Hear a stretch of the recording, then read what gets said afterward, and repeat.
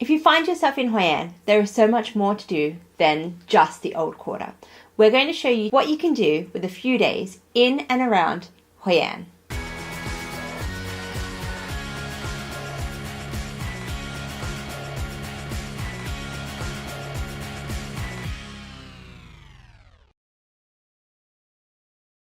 Hoi An is the perfect place to have a motorcycle. We're going to talk about 3 different locations which are really good to go to if you have a motorcycle, but they're still very easy to get to if you don't. The first of those is An Bang Beach, which is just to the east of Hoi An. The second is My San, which is a Champa temple complex. And the third of those is Da Nang, which is just to the north, around about probably an hour's ride. So maybe we should start with how you actually rent a motorcycle in Hoi An and I guess in Vietnam in general. Mm-hmm. I think renting a motorbike in Hoi An was one of the cheapest. Yeah, it was. It was pretty easy to find a place. Usually you can just talk to your hotel and they'll recommend a particular person. Some of the time it depends on the circumstances. You'll have to actually give your passport over as collateral for hiring the bike. Yeah. And I think we paid around $5 $5 a day. Yeah, $5 for the bike. That's obviously excluding petrol. Usually the bikes don't come with petrol in them, so you have to fill them up. And definitely don't spend half an hour riding around to get a cheaper price, because what will happen is exactly what happened to us. We ran out of fuel somewhere away from the petrol station, and then we had to pay somebody else to go and get us petrol and bring it back. Yeah. Okay, so An Bang Beach is loads of fun, and I would have to say it's my favorite beach that we went to in Vietnam. We were initially thinking that we would go to Nha Trang for a couple of days, which we did end up doing to spend time hanging out on a beach. And looking back, I wish we skipped Nha Trang altogether and just spent an extra day at An Bang. We had loads of fun playing with our GoPro, swimming, and yeah, that was a lot of fun. If you find yourself flying into Da Nang, which is the main airport for central Vietnam, most people end up going north to Hue or south down to Hoi An. Our advice would be take a couple of days if you can spare it and hang out in Da Nang. It was really relaxed. It was also quite metropolitan. The reason that it is so popular now is because when the river in Hoi An shut down for transport, all of the major ports shifted up to Da Nang, and that's when it started to develop. So it's a relatively new city. So there is a great amount of different influences on the food. We had some of the best Indian food that we had of our entire trip. So if you find yourself either in Da Nang or Hoi An, around about halfway in between the two cities, fairly close to the coast on the highway, is a place called Marble Mountain.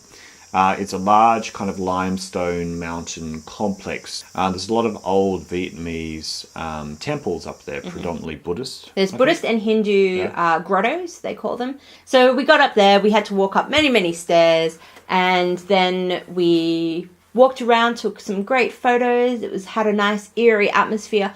But because it is up so high and it's completely unprotected, it gets hot really, really quickly. So get there really early to, 1, avoid the crowd, and 2, avoid the heat. Another really great thing to check out while you're in Da Nang, if you're interested in history and exploring different parts of Vietnamese culture, is the Cham Museum, the Cham Sculpture Museum. It's a very small museum, but it has a very extensive exhibition of Cham sculpture, and it is quite impressive. And especially if you're planning on checking out My San later on in your trip, or, I think it's a really good introduction to understanding how the Cham's ruins were discovered, and also the importance, their gods, and things like that. Yeah, if you want to go to My San, go to Da Nang's museum as well, because a lot of the sculptures and a lot of the finest pieces have been removed from the actual temple area and put into the museum just for safekeeping. My San, it's the Cham temple complex. A lot of it's actually been damaged by the American-Vietnamese War, but it's still really worthwhile going to.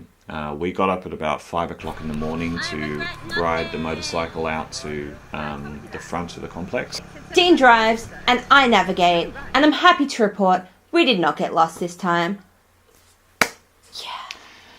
Oh, and also, Dad, you'd be proud of me. Google Maps does actually... Oh, don't give away my tricks. I navigate with a map. Google Maps does actually work in Vietnam. And if you don't have data, you can very well actually save the information on how to get from A to B on your phone the night before with That's the Wi-Fi from the hotel. Yeah. Once you get there, you just park your bike, and you will find that opening times are pretty loose in Vietnam. So if there's somebody there and you're there, you have money, they'll let you in. We got there just after sunrise, and our first impression was pretty amazing. You can do it in the morning.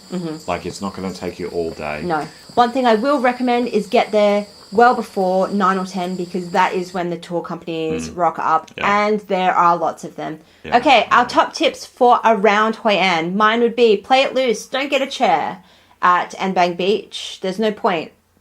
No one will bother you for the money, so just have fun. 2, Da Nang. Go there. 3, My San. Go early. Have a phone. Have plenty of power in your phone, so don't let it go flat. And have Google Maps installed. So if you like what we're doing and you like this video, give it a like and subscribe to our channel. If you want to see more about Hoi An surrounds, particularly Da Nang and My San, check out our blog articles down below. See you next time. Bye.